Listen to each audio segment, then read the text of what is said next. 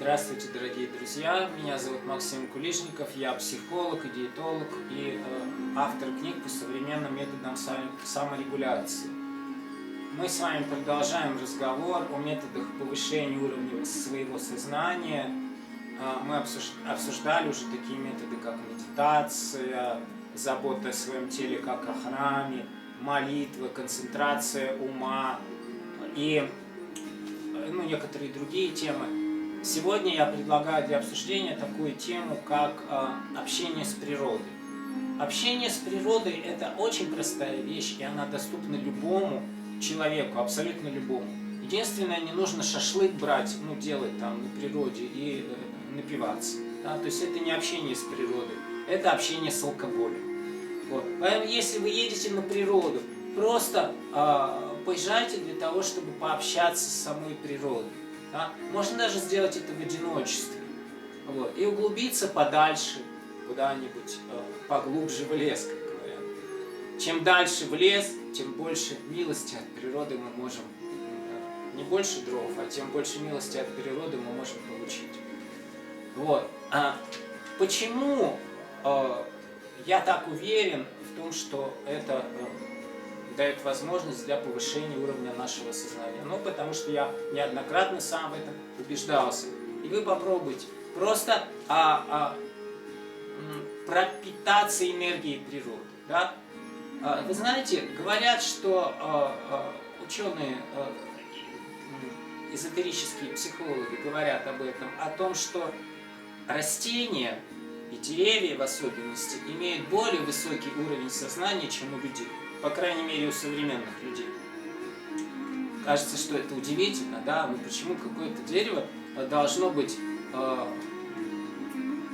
иметь более высокий уровень сознания, да? Есть такая шутка, что часто глупых людей сравнивают с дубом. Да?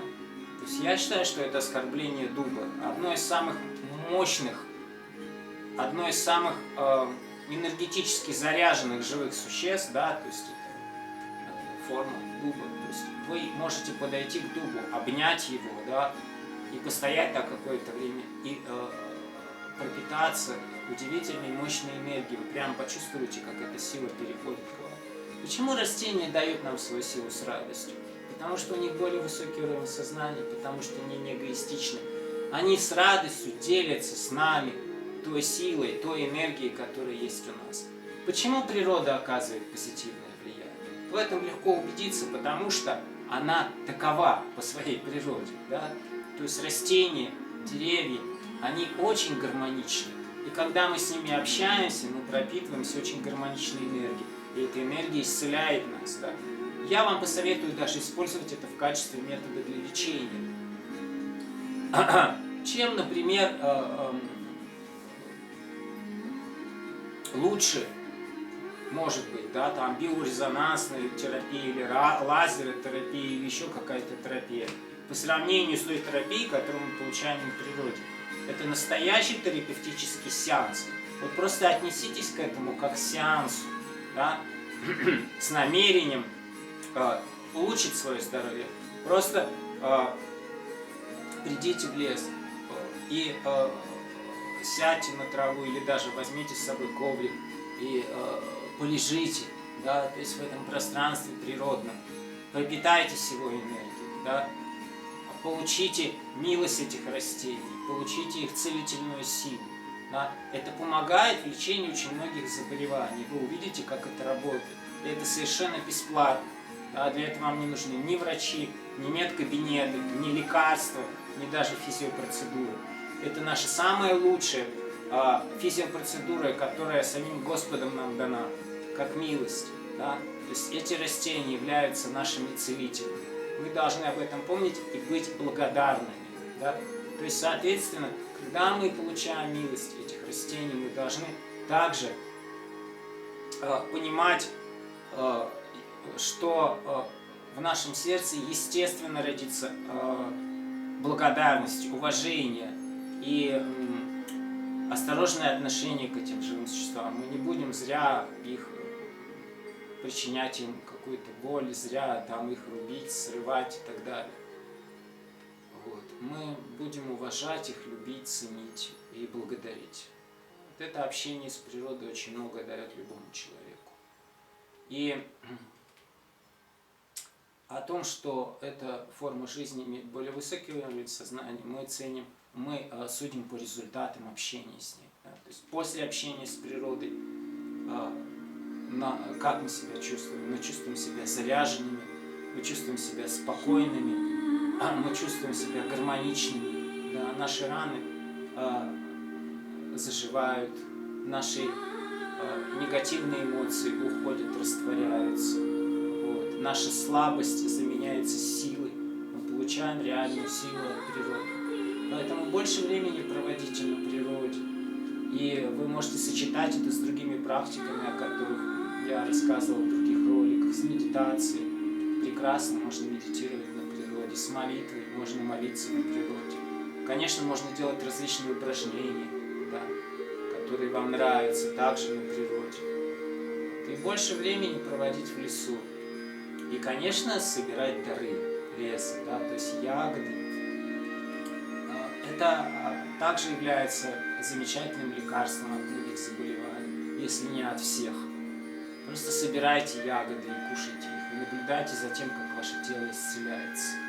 И, конечно, благодарите, благодарите и благодарите, потому что мы всегда должны благодарить тех, кто нам дает что-то ценное. Вот, природа дает нам очень ценное, много очень ценного. Поэтому также изучите травы.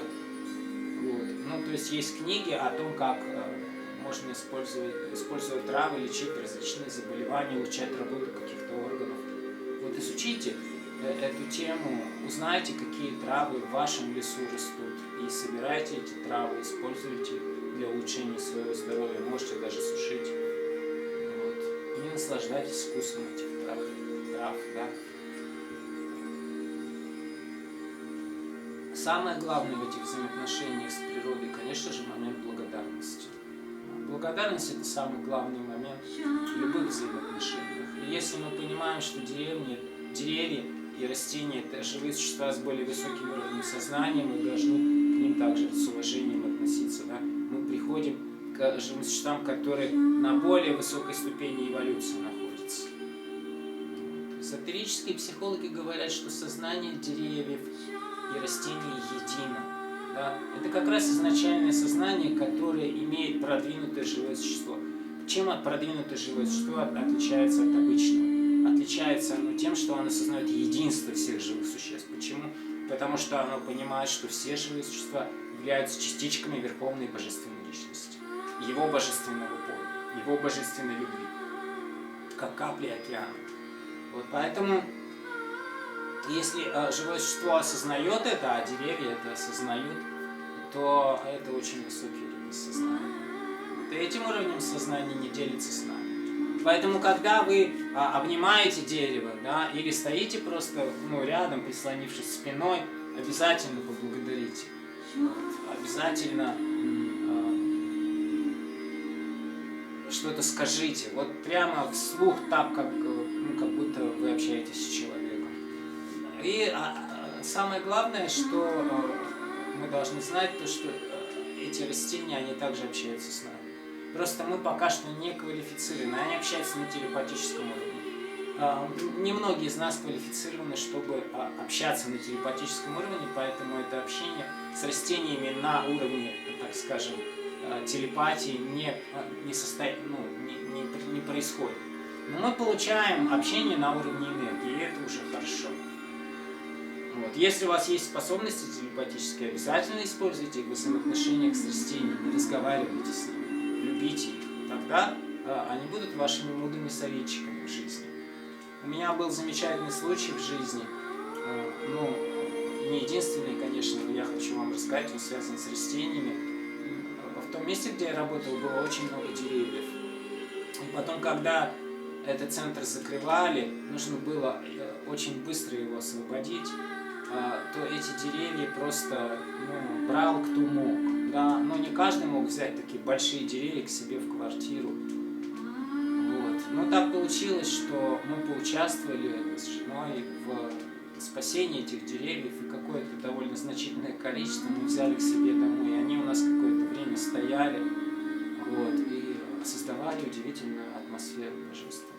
И потом, когда мы перевезли эти деревья в другое место и выставили их там вот так вот в ряд, и я пришел и сел и посмотрел на них, в этот момент я почувствовал их энергию. Да? Я почувствовал их любовь, удивительную гармоничную энергию, которая от них исходит. Да? Я просто впитывал эту энергию как губка. Это была удивительная, очень глубокая медитация, контакт с очень гармоничной энергией, практически с божественной энергией. И находясь в этом поле, я сидел и просто исцелялся и наслаждался этим блаженством.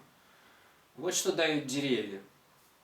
Вот. И по этой причине мы должны побольше с ними общаться. Вот. Но в правильном состоянии сознания. Вот. Еще удивительная вещь, вот те деревья, которые находятся у нас дома, которые дают цветы, да, вот эти вот, они цветут всякий раз на день рождения моей жены и на мой день рождения. Они дают цветы. Вот. И после этого какие могут быть вопросы, да, что это какая-то неразумная форма жизни. Вот. Люди, конечно, ограниченные, с низким уровнем сознания, они не ценят деревья, не ценят природу, они варварски обращаются с этим. И, к сожалению, вырубается огромное количество лесов на нашей планете. Да. Хотя их присутствие создает удивительную благоприятную энергию и необходимо для того, чтобы мы просто были здоровы. Вот. Каким нужно быть тупым, чтобы вырубать эти прекрасные формы жизни? Да, ради чего? Просто ради денег. Неужели нет другого способа заработать деньги, заработать себе средства к существованию? Вот. Поэтому давайте мы не будем поддерживать это. Давайте мы создадим реальность, что на нашей планете деревья не вырубаются. Просто повторяя аффирмацию. Я предлагаю такую аффирмацию, что на нашей планете все живые существа, все люди относятся с уважением к природе, да, получают ее высокие дары и имеют возможности для развития, а не для деградации. Да. На этой планете все живые существа относятся с уважением к природе, получают ее дары и возможности для развития. На этой планете все живые существа, все люди с уважением относятся к природе, получают ее дары, используют их для развития, а не для деградации. На этой планете все живые существа, все люди с уважением относятся к природе, получают ее всевозможные дары и используют их для развития, а не для деградации. Да будет так, да будет так, да будет так, если на это будет божественная воля. Если на это будет божественная воля. А на это будет божественная воля. Большое спасибо вам за внимание. С вами был Максим Кулешников. Будьте здоровы и живите богатой жизнью.